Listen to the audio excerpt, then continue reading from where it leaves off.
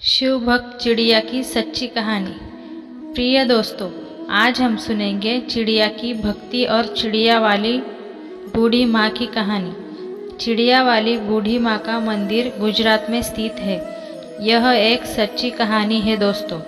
भोलेनाथ की कहानी पर पूरी सुनिए, कहानी को बीच में छोड़कर न जाए, क्योंकि इससे भोलेनाथ का अनादर होगा। तो दोस्तों, भोलेनाथ का अनादर ना करें और यह कहानी पूरी सुने।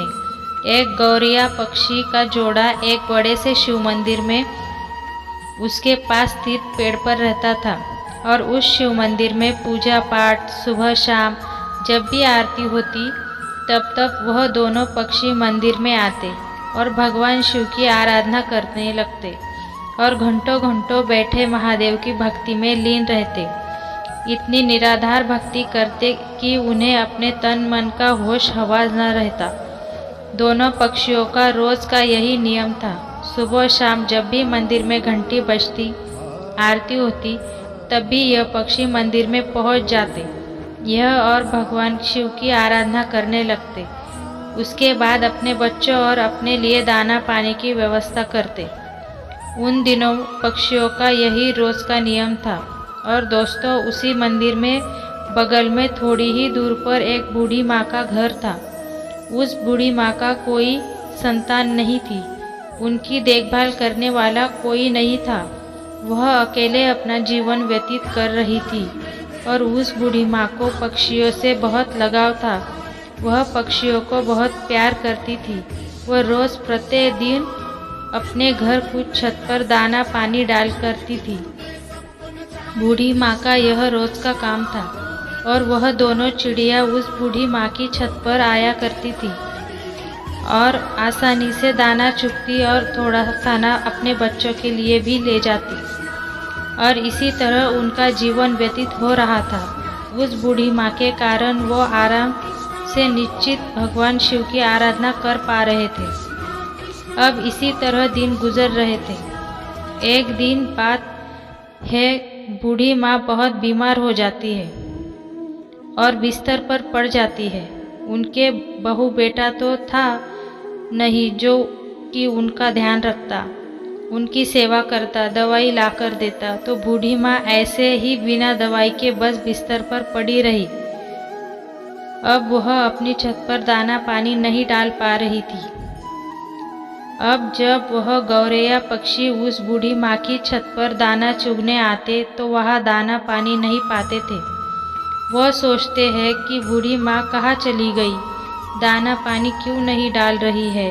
इसी तरह 2 दिन बीत गए, 3 दिन बीत गए। धीरे धीरे वह बूढ़ी माँ कमज़ोर होने लगती है। एक दिन उनकी मौत हो जाती है। जब वह पक्षी देखते हैं कि बूढ़ी माँ का कोई पता नहीं चल रहा है और छत पर दाना भी नहीं डाला जा रहा है तो वह घबरा जाते हैं। वह बहुत ही परेशान होते हैं और वह उस बूढ़ी माँ को पूरे गांव में आसपास ढूंढने लगते हैं, खोजने लगते हैं। खोजते खोजते दोनों थक जाते हैं, परेशान हो जाते हैं। तो उसमें से जो मादा गौरिया थी वह अपने पति से कहती है, स्वामी, बूढ़ी माँ का कोई पता नहीं चल रहा है। बूढ़ी माँ कहाँ चली गई? वह हमें दाना पानी दिया करती थी और अन्य पक्षियों को भी देखभाल किया करती थी। वह कहाँ गई? हमने इतना उन्हें ढूंढा, वह हमें मिली ही नहीं। अब हम क्या करें? गौरैया का पति कहता है, प्रिय, हमने हर जगह बूढ़ी माँ की तलाश की पर वह बूढ़ी माँ कहीं नहीं मिली। हमने उन्हें एक ही जगह तलाश नहीं किया, उनके घर में। हमें उनके खुद के घर में तलाशना चाहिए। शायद वह कहीं बीमार तो नहीं है। अब यह कहने के बाद गौरैया पक्षी बूढ़ी माँ के घर चले जाते हैं और जब अंदर जाकर देखते हैं तो बूढ़ी माँ अपने बिस्तर पर लेटी होती है। उनके शरीर में कोई हलचल नहीं हो रही है। उनके चेहरे पर, उनके बदन पर मक्खियाँ भिनभिना रही थी। वह पक्षी अपने पंखों की फड़फड़ाहट से उन मक्खियों को हटाते हैं, बूढ़ी माँ को जगाने की कोशिश करते हैं, लेकिन उनके शरीर में कोई हलचल न देखकर गौरैया का पति कहता है कि प्रिय बूढ़ी माँ अब इस दुनिया में नहीं रही, उनकी मृत्यु हो चुकी है। यह देखने के बाद दोनों पक्षी बहुत ही निराश, बहुत ही दुखी हो जाते हैं, क्योंकि अब उन्हें दाना चुगने के लिए दूर दूर जाना पड़ता है। अब इसी तरह शाम हो जाती है, मंदिर का घंटा बजने लगता है, आरती होने लगती है शिवजी की। तब वह दोनों पक्षी मंदिर में पहुंचते हैं और एक पैर पर खड़े होकर भगवान शिव की निराधार भक्ति करने लगते हैं। जप करने लगते हैं। 1 घंटा 2 घंटे बीत जाते हैं। इसी तरह बहुत लंबा समय बीत जाता है। बिना खाए पिए इसी तरह महादेव की भक्ति करते रहते हैं। ऐसे करते 1 महीना बीत जाता है। उन पक्षियों ने महादेव की भक्ति करना नहीं छोड़ा, वो महादेव की भक्ति करते रहे। यह देखकर महादेव भोलेनाथ बड़े प्रसन्न होते हैं और उन पक्षियों को दर्शन देते हैं और कहते हैं कि गौरैया, तुम्हें क्या चाहिए? तुम जो मांगोगे मैं वह दूंगा। मैं तुम्हारी अखंड भक्ति से बहुत प्रसन्न हूँ। छोटी सी जान होते हुए भी तुमने अपनी क्षमता से बाहर भक्ति की है, इसीलिए मैं तुमसे बहुत प्रसन्न हूँ। तुम जो मांगोगे मैं दूंगा। तब गौरैया ने कहा, प्रभु हमें कुछ नहीं चाहिए, बस आप हमारी उस बूढ़ी माँ को, उस पुण्यात्मा को फिर से हमें लौटा दीजिए, उन्हें जीवित कर दीजिए, बस हमें और कुछ नहीं चाहिए। भोलेनाथ ने कहा, हे पक्षियों, यह सृष्टि का नियम है, इसे मैं नहीं तोड़ सकता। एक बार जो व्यक्ति मर गया है उसे मैं पुनर्जीवित नहीं कर सकता। तुम और कुछ मांग लो।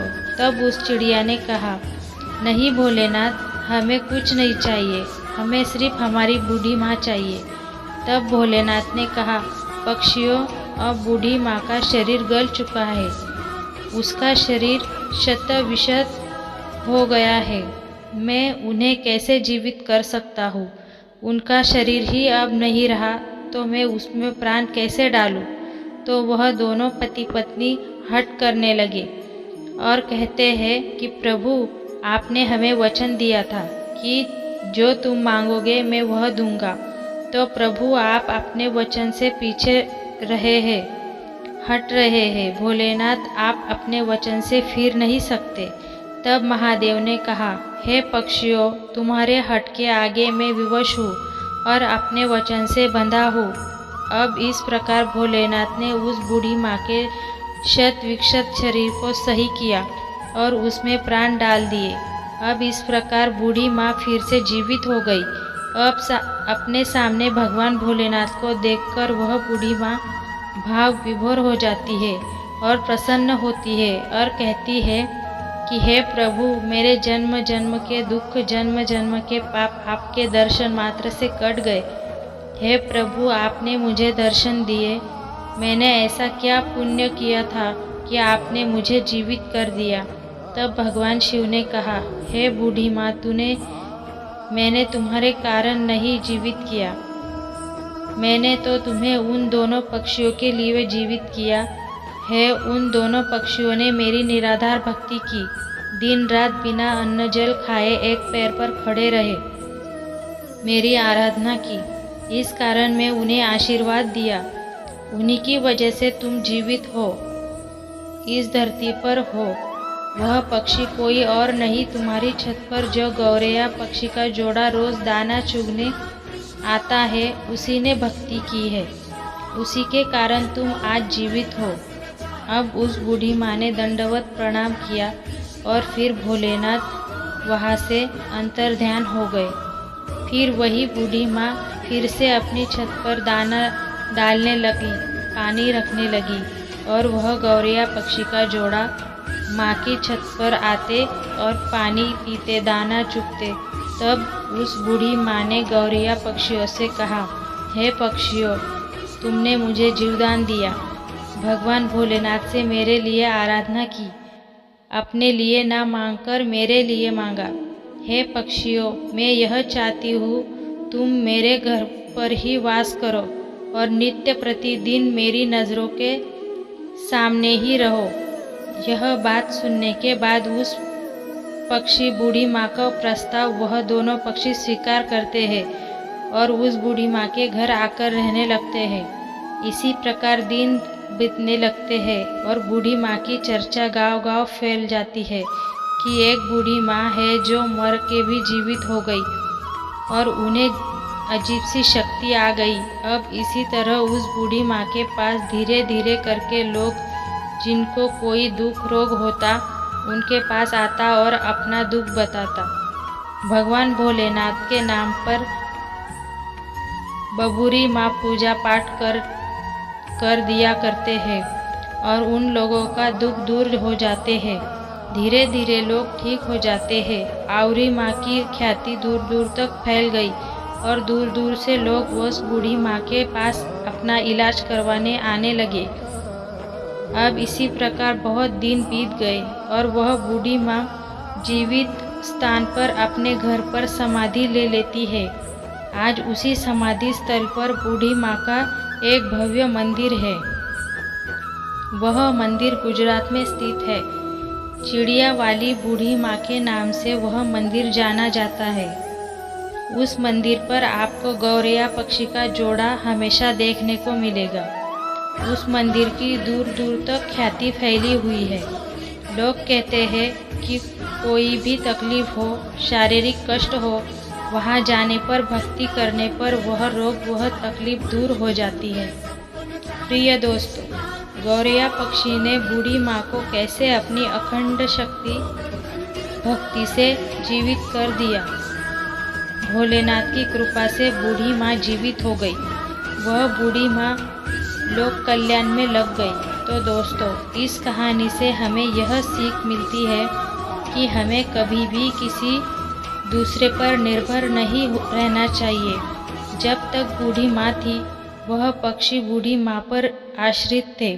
यह बूढ़ी माँ नहीं रही तो वह पक्षी घबरा गए, परेशान हो गए कि अब उन्हें दाना कौन देगा। उन्हें मेहनत करने की, कहीं दूर जाकर दाना पानी खाने की आदत नहीं थी। इसलिए हमें खुद को हमेशा कठिन परिस्थितियों के लिए तैयार रहना चाहिए। कभी भी हमें किसी पर आश्रित नहीं होना चाहिए। अगर हम सच्चे मन से भगवान की भक्ति करेंगे तो भगवान हमें एक दिन दर्शन जरूर देंगे। हमारे कष्ट तो आवश्यक दूर हो जाएंगे। बस ज़रूरत मन में सच्ची भक्ति की, सच्ची श्रद्धा की, जो उस गौरैया पक्षी ने की। धन्यवाद।